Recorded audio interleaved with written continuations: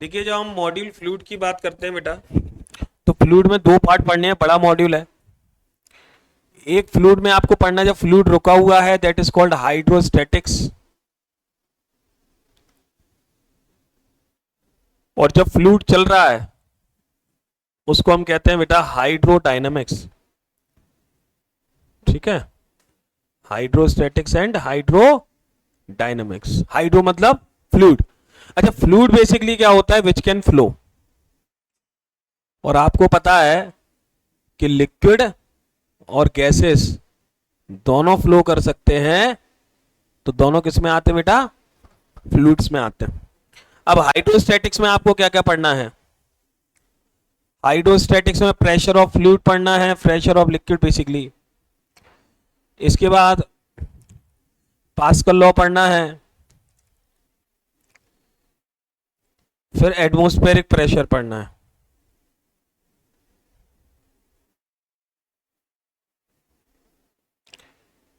जब हम हाइड्रोडायनेमिक्स की बात करेंगे तो इसमें क्या क्या करना है? इसमें हम इक्वेशन ऑफ कंटिन्यूटी पढ़ेंगे,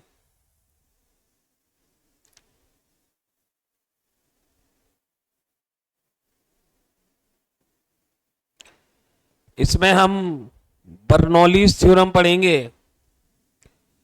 ये बड़ा पार्ट है। इसमें हम स्टोक्स लॉ पढ़ेंगे, टॉर्सिलीज थ्योरम पढ़ेंगे,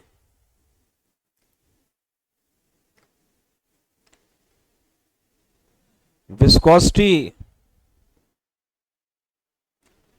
और फिर सरफेस टेंशन। बड़ा मॉड्यूल है बेटा, जल्दी जल्दी करना है थोड़ा।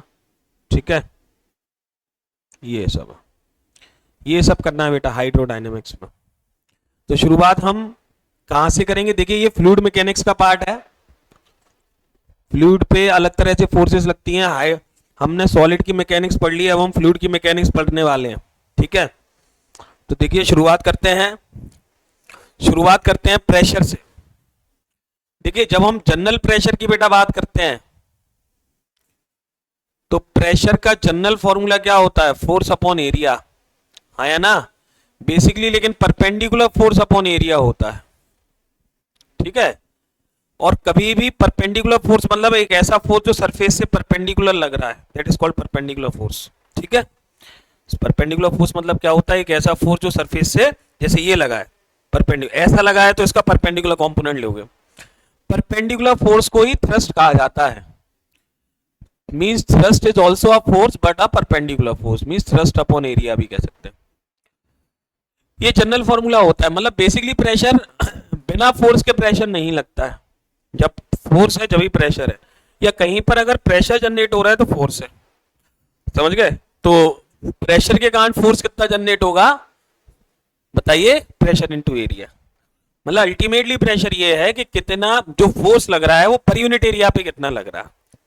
ठीक है, जो फोर्स लग रहा है वो पर यूनिट एरिया पे कितना फोर्स लग रहा है, दैट इज कॉल्ड प्रेशर। ठीक है, समझ गए? अब एक मिनट समझिए, जब हम प्रेशर की बात करते हैं तो इसका ऐसा यूनिट क्या होता है? आप देख सकते हैं फोर्स का ऐसा यूनिट क्या है बेटा? न्यूटन। एरिया का मीटर स्क्वायर, तो न्यूटन मीटर स्क्वायर हो गया। ठीक है, न्यूटन मीटर स्क्वायर को ही हम पास्कल कह सकते हैं। क्या कह सकते हैं बेटा? शॉर्ट में पीए लिख सकते हैं। तो 1 पास्कल कहिए या 1 न्यूटन मीटर स्क्वायर कहिए, बात बराबर है। ठीक है, ये हो गया। आगे समझिए, ये एक स्केलर क्वांटिटी होती है। कैसी क्वांटिटी है बेटा? दिस इज स्केलर क्वांटिटी, क्योंकि सिर्फ मैग्नीट्यूड है, डायरेक्शन की बात नहीं होती। फोर्स वेक्टर है लेकिन प्रेशर स्केलर होता है। इसके बाद प्रेशर बढ़ने के बाद अब हम प्रेशर ऑफ अ लिक्विड पढ़ेंगे। लिक्विड का प्रेशर। देखिए जब किसी भी लिक्विड में किसी सॉलिड बॉडी को आप इमर्स करते हैं तो वो जो लिक्विड है वो उस पर प्रेशर लगाता है कि नहीं लगाता है? तो जैसे समझ लीजिए एक ये वेसल है, इसके में ये एक लिक्विड भरा हुआ है और एक सॉलिड बॉडी को हमने इसमें इमर्स किया। ये एक सॉलिड बॉडी है जिसको हमने इमर्स किया। तो आपको जो पॉइंट याद रखना है कि जब कोई सी भी बॉडी लिक्विड में इमर्स्ड है, ठीक है, तो उस बॉडी पर प्रेशर आएगा, और जो बेटा प्रेशर आएगा वो हमेशा लिक्विड का जो प्रेशर एक्सर्ट होगा जिस उसके कारण जो basically it will always act perpendicular to surface. कैसा एक्ट करेगा, मतलब ठीक है, मतलब अगर ये वेसल पे भी देखा जाए तो लिक्विड वेसल पे भी लगाएगा तो वेसल पे भी जो प्रेशर एक्ट करेगा, मतलब या प्रेशर के कारण जो फोर्स एक्ट करेगा वो हमेशा कैसा करेगा, बॉडी कैसी भी डली हो, जो प्रेशर के कारण जो फोर्स एक्ट करेगा, तो समझ गए, तो जो प्रेशर के कारण जो इट ऑलवेज एक्ट, प्रेशर कैसा एक्ट करता है, या प्रेशर के कारण जो फोर्स एक्ट करता है it always act perpendicular to the surface, surface के हमेशा परपेंडिकुलर एक्ट करता है, पहली चीज। अब देखो दूसरी चीज, अभी जब हम यहां पर प्रेशर जब लिक्विड का लगता है तो दो तरह की थ्योरीज हैं यहां पर, एक जब ग्रेविटी को निगलेक्ट करते हैं और एक जब ग्रेविटी को निगलेक्ट नहीं करते हैं। ग्रेविटी मतलब एक्सेशन ड्यू अर्थ का पुल। देखो वैसे तो अगर आप ग्रेविटी को निगलेक्ट कर रहे हैं, if gravity acceleration due to gravity मतलब अर्थ के पुल को अगर आप क्या कर रहे हैं, निगलेक्ट कर रहे हैं, अगर जी को निगलेक्ट कर रहे हैं तो उस केस में pressure at every point, her point पर प्रेशर कैसा होगा लिक्विड में, सेम होगा। प्रेशर एट एवरी पॉइंट क्या होगा, सेम। ठीक है, जैसे एक अगर मैं वेसल ले लूं, इसमें एक लिक्विड भर दूं, ठीक है, ये एक वेसल में लिक्विड भरा हुआ है और मैंने 3 पॉइंट ले लिए ए बी सी, तो इस केस में तीनों पॉइंट पर जो प्रेशर ऐड करेगा, कोई सी बॉडी अगर रखी होगी वहां पर, तो तीनों पॉइंट का प्रेशर कैसा होगा बेटा, सेम होगा। तो pressure will be same at all the point. लेकिन ये जब है, जब हम ग्रेविटी को क्या करते हैं, मतलब through out the liquid pressure same रहता है। अगला पॉइंट, लेकिन सच में तो ग्रेविटी निगलेक्ट नहीं कर सकते ना, तो अगर ग्रेविटी को not neglected, if the g is not neglected, अगर इसको आप निगलेक्ट नहीं कर रहे हो तो उस केस में सुनो, if the acceleration due to gravity is not neglected, तो उस केस में सुनो क्या होता है, फिर जो प्रेशर है सुनो वर्टिकली इंक्रीज होता चला जाता है, हॉरिजॉन्टल प्लेन में सेम रहता है। समझ गए, मतलब अगर यहां पर मैं 4 पॉइंट्स ले लूं, ठीक है, डी भी ले लूं, तो यहां तो यही मतलब था कि चारों पॉइंट का प्रेशर सेम है, लेकिन इस केस में in horizontal plane pressure remain same. Horizontal plane में कैसा रहेगा, हाँ, लिक्विड का जो प्रेशर एक्सर्ट होगा बॉडी पर हॉरिजॉन्टल प्लेन में सेम है। प्रेशर समझ गए ना, हम लिख नहीं रहे हैं लेकिन अंडरस्टूड है कि जब हम प्रेशर की बात कर रहे हैं तो प्रेशर एक्सर्टेड बाय लिक्विड की बात कर रहे हैं, तो द प्रेशर रिमेन्स, प्रेशर कैसा रहेगा, सेम। लेकिन वर्टिकल प्लेन में, इन वर्टिकल प्लेन प्रेशर क्या होता चला जाएगा, इंक्रीज होता चला जाएगा, मतलब जितना आप नीचे चलते चले जाएंगे बढ़ता चला जाएगा, और इसका हम डेरिवेशन भी फिर करेंगे। समझ में आया what we are saying, clear हुआ। वर्टिकल प्लेन में बढ़ता चला जाएगा, हॉरिजॉन्टल प्लेन में कैसा रहेगा बेटा, सेम रहेगा। ठीक है, क्लियर है। आगे सुनो, यही अगर मैं आपसे कहूं, यहीं पर हमें पास्कल लॉ है, हमारे पास पास्कल लॉ ही है, अभी बताऊंगा। चलो पहले 1 मिनट रुको, तो हम हेडिंग देख लेते हैं, पास्कल लॉ ही देख लेते हैं। What is pascal law,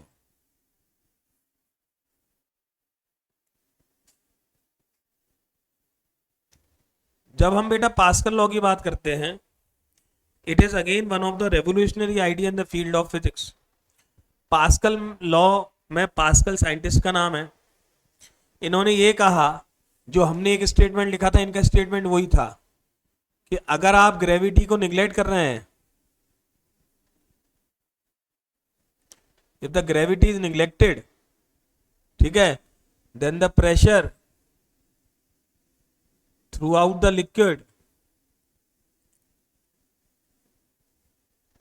liquid remains the same। हर पॉइंट पर प्रेशर कैसा रहेगा, फिर कैसा रहेगा, हर पॉइंट पे प्रेशर लिक्विड के सेम रहेगा। ठीक है, लेकिन इस शब्दों को ऐसे भी समझ सकते हैं, सुनो दूसरे तरीके से, उनके स्टेटमेंट को ऐसे भी कह सकते हैं कि अगर आप बाहर से प्रेशर दे रहे हैं, if the pressure external pressure is exerted on the liquid it will transmitted equally through out the liquid. ऐसे भी कह सकते हैं कि बाहर से आपने लिक्विड को प्रेशर दिया तो वो जो ट्रांसमिट, अगर 10 पास्कल प्रेशर बाहर से दिया गया तो थ्रू आउट द लिक्विड जो प्रेशर ट्रांसमिट होगा वो 10 पास्कल ही होगा। तो इन शब्दों को ऐसे भी कह सकते हैं, कैसे कह सकते हैं, लिखिए, दूसरा स्टेटमेंट लिख लो, लिखो, if an external pressure is transmitted through the liquid, नहीं, if external pressure is given to the liquid, if external pressure is given to the liquid it is transmitted same throughout the liquid, if external pressure is given to the liquid it is transmitted same throughout the liquid। ठीक है, clear है, same pressure पूरे liquid में क्या होगा बेटा, transmit होगा।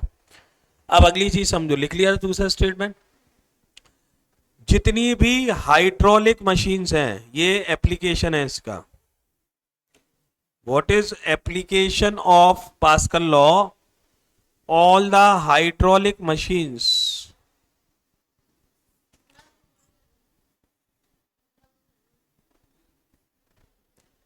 all the hydraulic machines are based on Pascal law। बेटा हाइड्रोलिक मतलब जिनमें लिक्विड भरा है, मैं आपको कुछ एग्जांपल देता हूं हाइड्रोलिक मशीन्स के। हाइड्रोलिक जैक जो गाड़ियां उठाने के काम में आता है, हाइड्रोलिक क्रेन, बड़ी बड़ी जो क्रेन्स होती हैं हाइड्रोलिक होती हैं वो, हाइड्रोलिक लिफ्ट जो गाड़ियां उठाने के, 4 व्हीलर्स को पूरा उठाना है अगर, हाइड्रोलिक प्रेस भी होती है स्क्रैप करने के लिए। हाँ, हमारी कार्स में हाइड्रोलिक ब्रेक्स होते हैं, hydraulic, these all are the examples of the Pascal law. अब सुनो ध्यान से, जितनी भी हाइड्रोलिक मशीन्स हैं they all are force multiplier. सारी हाइड्रोलिक मशीन्स क्या है बेटा, फोर्स मल्टीप्लायर होती है, मतलब इनपुट फोर्स को बढ़ा देती हैं आउटपुट में। इनपुट फोर्स कम है और आउटपुट फोर्स क्या हो जाएगा बेटा, बढ़ जाएगा। ठीक है, they increases the amount of force. All machines are force multiplier, force को बढ़ा देंगे। कैसे, मतलब अगर जैसे आपको एग्जांपल दूं, सुनो, हाइड्रोलिक जैक में क्या होता है, आपने गाड़ी को सीधा उठाया, नहीं उठी, क्यों, आपने 100 न्यूटन दिया और गाड़ी को उठाने के लिए 1000 न्यूटन चाहिए, 1000 न्यूटन, आपने जैक लगाया, उठ गई ना। अब तो आपने 100 न्यूटन भी नहीं दिया, आपने 50 न्यूटन दिया, तो क्या 50 न्यूटन से उठ गई, नहीं, उस मशीन ने 50 न्यूटन को 1000 न्यूटन में कन्वर्ट कर दिया। कोई इलेक्ट्रिक मशीन नहीं है, कहाँ होती है बताओ, देखा है, लगाया उठा देते। तो क्या किया, कितना शानदार लॉ है, कहा नहीं था, one of the revolutionary idea. ये बड़ी बड़ी क्रेन है, इनपुट में पावर का मतलब फोर्स कम देते हैं, आउटपुट में फोर्स बढ़ जाता है। देखा, हैवी क्रेन जो होती है वो दे ऑल आर हाइड्रोलिक। जेसी मशीन कैसे, मैं आपको एक हाइड्रोलिक लिफ्ट से समझाता हूँ, ऐसा हो कैसे जाता है कि फोर्स मल्टीप्लायर होती है, फोर्स बढ़ जाता है आउटपुट में। हम एक हाइड्रोलिक लिफ्ट बनाते हैं, क्या बनाते हैं बेटा, हम एक ये पिस्टन लगे हैं मूवेबल,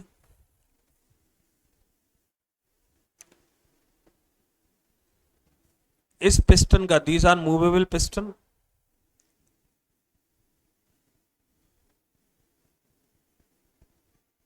दो पिस्टन लिए हमने, एक इनपुट में एक आउटपुट में।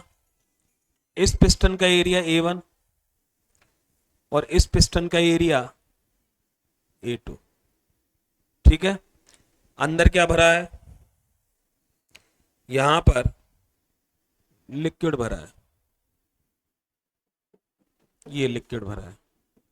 अब सुनो, जिस कार को उठाना है उसको यहां रख दो बड़े वाले पिस्टन पे, ये तुम्हारी BMW है जिसको तुम्हें उठाना था, ठीक है, ये BMW। अब सुनो बेटा, सुनना ध्यान से, हमने यहां पर इनपुट फोर्स दिया F1, कितना फोर्स लगाया पिस्टन पर, F1। फोर्स लगा एरिया A1 पर, जिसके कारण जो प्रेशर ट्रांसमिट हुआ वो P1 मान लो, और ये प्रेशर यहां तक पहुंचा, लिक्विड के थ्रू प्रेशर पहुंचा, यहां पहुंचा pressure P2, pressure P2 area A2 पे लगा, जिसके कारण फोर्स जनरेट हुआ F2। समझ में आया? तो कार पे फोर्स कितना पहुंचा, F2। अब सुनो, एक मिनट रुक जाओ। पास्कल लॉ क्या कहता है कि जितना प्रेशर दोगे through out the liquid, pressure क्या होगा, सेम होगा। मतलब अकॉर्डिंग टू पास्कल लॉ जो P1 प्रेशर यहां है और जो P2 प्रेशर है वो बराबर होंगे, हाँ या ना? P1 की वैल्यू क्या होगी, प्रेशर फोर्स अपॉन एरिया होता है, यहाँ फोर्स कितना है जो प्रेशर जनरेट कर रहा है, F1, और एरिया कितना है पिस्टन का, A1 जिस पे लग रहा है, और वहां बोलो फोर्स F2, एरिया A2। ठीक है, यहां से आप एक काम करो, F2 अपॉन F1 की वैल्यू निकालो। जब आप F2 अपॉन F1 निकालोगे तो आपका जवाब आएगा A2 अपॉन A1, हाँ या ना? आएगा, ये आएगा। F2 अपॉन F1 किसके बराबर होगा, A2 अपॉन A1 के। अब मुझे बताओ A1 का एरिया ज्यादा है, A2 का एरिया ज्यादा है? तो आप यहां से क्या कहोगे, सिंस हमें दिख ही रहा है, हमने रखा ही था, A2 बहुत ज्यादा है A1 से। जब A2 A1 से बहुत बड़ा है तो F2 F1 से बहुत बड़ा होगा कि नहीं, बोलो? तो आप क्या कहोगे, हेंस जो F2 फोर्स है वो F1 से बहुत बड़ा होगा। देखो फोर्स मल्टीप्लाई हो गया, इनपुट फोर्स जो दिया था, प्रेशर बराबर करने के चक्कर में फोर्स बढ़ गया है। देख लो फोर्स मल्टी, अगर एरिया 10 गुना ज्यादा है तो फोर्स भी 10 टाइम्स बढ़ जाएगा। फोर्स मल्टीप्लायर है, बोलिए, is it a force multiplier और नॉट? क्लियर है? तो आपकी जो हाइड्रोलिक मशीन है वो फोर्स मल्टीप्लायर होती हैं।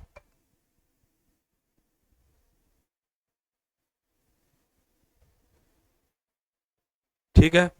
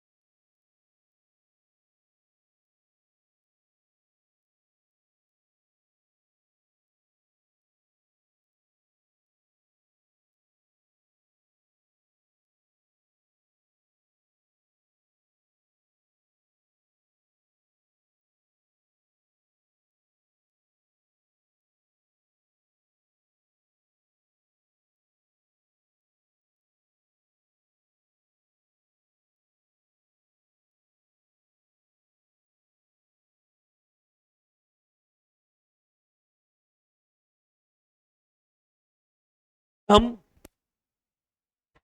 अगर हम ये कह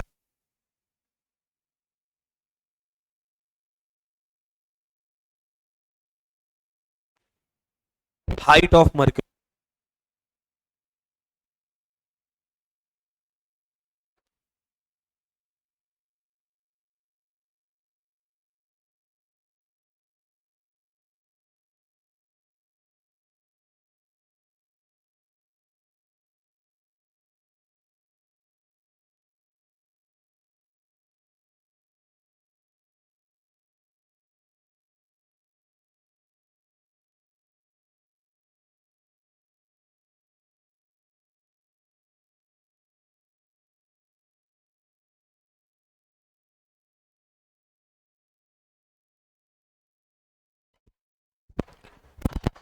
हाँ बेटा, तो अब आप समझ गए ये कैसे, ये वैल्यू आई क्या।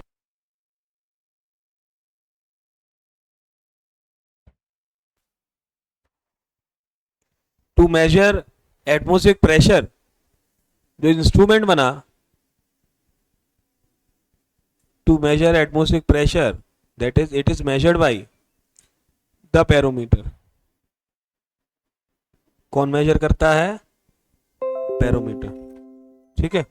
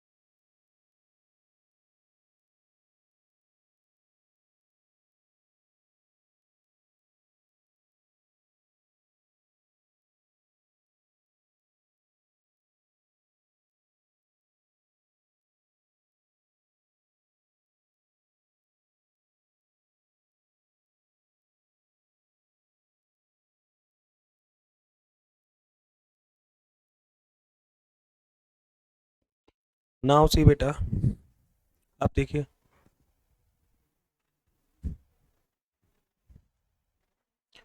अब देखो व्हाट इज बैरोमीटर। तो बेटा हाउ टू, मैं एक बैरोमीटर कैसे बनाते हैं, देखिए इसमें कुछ एक और बैरोमीटर बनाया किसने था, टॉर्सलीस ने, ठीक है, टॉर्सली ने बनाया था। इन्होंने क्या किया, एक 100 सेंटीमीटर का ट्यूब ले लिया और इस ट्यूब में ऊपर तक मर्क्यूरी भर दी। क्या भर दी बेटा, मर्क्यूरी। एक 100 सेंटीमीटर का ट्यूब था और इस पूरे 100 सेंटीमीटर में मर्क्यूरी भर दी, Hg। फिर क्या किया, एक वेसल लिया, इस वेसल में भी बेटा मर्क्यूरी भर दी। क्या भर दी, मर्क्यूरी। ये भी मर्क्यूरी है। और फिर इस ट्यूब को पकड़ा, इस वेसल के अंदर इन्वर्ट कर दिया, ठीक है। जैसे इस वेसल के अंदर इस ट्यूब को इन्वर्ट करोगे, मर्क्यूरी का लेवल गिरेगा और इसमें आ जाएगा हाँ या ना। लेकिन ऐसा सच में तो ऐसा होना चाहिए था, ये पूरा गिर जाना चाहिए था, बोलो, और इसमें आ जाना चाहिए था। लेकिन हमने देखा कि ये जो मर्क्यूरी थी वो 76 सेंटीमीटर बची रह गई इसमें। किसमें, 76 सेंटीमीटर बची रह गई, पूरी नहीं आई, पूरी बाहर नहीं निकली। क्यों, अब सुनो क्यों। बेटा यहां एटमॉस्फेयर का प्रेशर लग रहा है कि नहीं, तो ये एटमॉस्फेयर का जो प्रेशर लग रहा है ये मर्क्यूरी को ऊपर आने से, लेवल बढ़ने से रोक रहा है, हाँ या ना।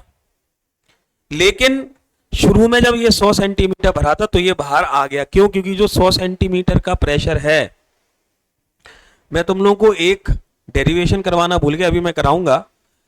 कभी भी लिक्विड का या गैसेस के प्रेशर का जब ग्रेविटी को निग्लेक्ट नहीं करते हैं तो प्रेशर का फॉर्मूला एच रो जी होता है बेटा। क्या होता है, एच रो जी। ये हम करा ही देते हैं, ये बीच में ही करा देते हैं, अभी इसको थोड़ा रोक दो। इसके लिए हाफ पेज छोड़ दो और एक दूसरी हेडिंग लिख लो, pressure of a liquid column, ये हम भूल गए थोड़ा कराना एक heading, pressure of a liquid column, pressure of a liquid column, liquid column का प्रेशर। ठीक है, अब सुनो ध्यान से बेटा, बर्नौली ने क्या कहा,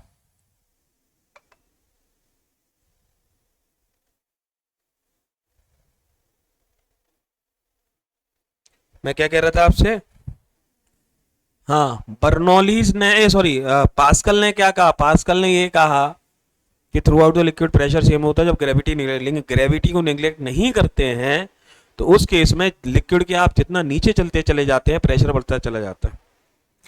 तो जब आप लिक्विड के नीचे जा रहे हैं तो प्रेशर बढ़ रहा है, तो उस प्रेशर का हमें क्या चाहिए था बेटा, हमें फॉर्मूला चाहिए था, क्या चाहिए था, फॉर्मूला। और वो फॉर्मूला किसने दिया, वो फॉर्मूला हमें इस फॉर्मूले से, मतलब इस डेरिवेशन से, pressure of a liquid column height का। तो एक फॉर्मूला हमें प्रूव करना है यहाँ, P इक्वल्स टू एच रो जी। ये pressure of a liquid column होता है, कॉलम मतलब हाइट, डेप्थ। ठीक है, रो मतलब डेंसिटी, रो मतलब हम टी से शो नहीं करेंगे, हम डेंसिटी ऑफ लिक्विड है, एच आपकी डेप्थ है या हाइट कह दो, जो भी आपको कहना है, कॉलम, और जी आपको पता ही है। कैसे निकालें ये डेरिवेशन, सुनो ध्यान से। एक हमने वेसल लिया, इस वेसल में हमने एक लिक्विड भरा, कोई सा भी लिक्विड भर दीजिए, ये एक लिक्विड है जो हमने इसमें भरा। ठीक है, फिर हमने क्या किया, इस लिक्विड का ही, इसी लिक्विड का एक हमने इमेजिनरी सिलेंडर बना दिया, इसी लिक्विड का, कहीं बाहर से नहीं लाए। ठीक है, तो what we have created an imaginary cylinder of liquid. इसी लिक्विड का क्या किया आपने, एक इमेजिनरी सिलेंडर ऑफ, जो लिक्विड भरा था उसी लिक्विड का आपने एक इमेजिनरी सिलेंडर बना दी, और इस लिक्विड की डेंसिटी क्या है, रो। अब एक मिनट, ये जो एक सिलेंडर हमने बनाया और इस सिलेंडर की जो हाइट है वो h मान लीजिए। अब सुनो, इस सिलेंडर पे इस लिक्विड के कारण कौन कौन से फोर्स लगेंगे, सुनो ध्यान से, इस सिलेंडर पे फोर्स देखते हैं कौन कौन से लग रहे हैं। बेटा देखो, साइड से फोर्स लगेगा प्रेशर के कारण लगेगा, और इस साइड से लगेगा कर्व पार्ट पे, हाँ या ना, लिक्विड के कारण। ऊपर से लगेगा, हाँ, और नीचे से लगेगा। लेकिन बेटा एक चीज बताओ, जो साइड वाले फोर्स हैं वो एक दूसरे को नलीफाई कर देंगे कि नहीं, सेम हाइट वाले, बोलो, काटते चले जाएंगे। ऊपर से मान लो जो फोर्स लग रहा है लिक्विड का इस पर, वो F1 है, और नीचे से जो फोर्स लग रहा है वो F2 है, ये वाले फोर्स तो नलीफाई कर देंगे, हाँ या ना, ये F3 और F4 है, लेकिन ये नहीं कर पाएंगे। क्यों, क्योंकि एक ऊपर और एक नीचे है, वर्टिकल डिस्टेंस हो गया, वर्टिकल डेप्थ हो गई यहाँ पे, जिसके कारण नहीं हो पाएगा।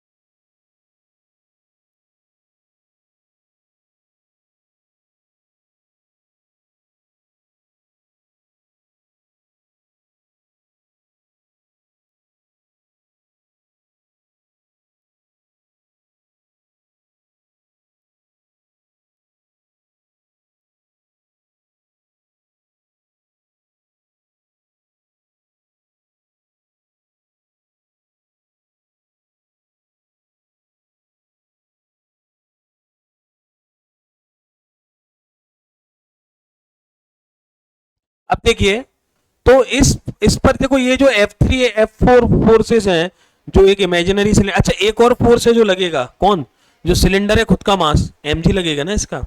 तो मान लीजिए जो सिलेंडर है इसका खुद का मास m, अगर इस सिलेंडर का मास है, what is m, the mass of cylinder, तो एक नीचे की तरफ और लगेगा। बोलिए ये होगा कि नहीं होगा, बोलिए ये होगा। अब लेकिन बताओ ये सिलेंडर किसका बना है, लिक्विड का, लिक्विड रुका हुआ है ना, लिक्विड एट रेस्ट मतलब सिलेंडर एट रेस्ट है, मतलब नेट फोर्स सिलेंडर पे जीरो होनी चाहिए। तो साइड वाले फोर्सेस तो दिख रहे हैं जीरो हैं, लेकिन ये वाले फोर्सेस भी जीरो होने चाहिए, हाँ या ना, हाँ हाँ हाँ।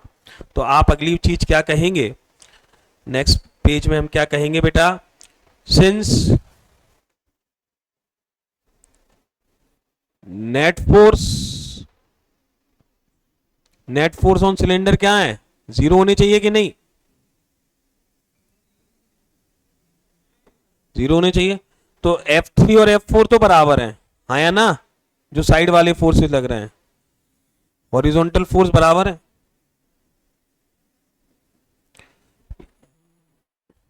लेकिन vertical forces should also be equal और नॉट बेटा, बोलो, vertical forces should also be equal,